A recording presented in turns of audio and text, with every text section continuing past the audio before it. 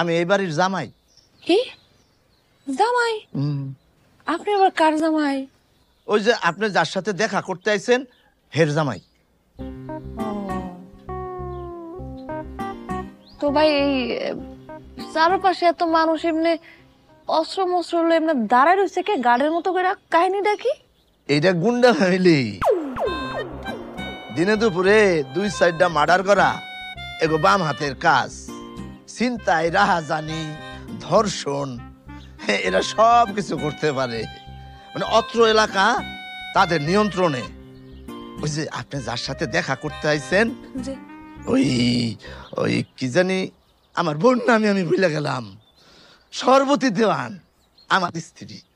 সে হইতেছে এই এই এলাকার ত্রাস এবং এখানকার নিয়ন্ত্রক। ও, তো আপনি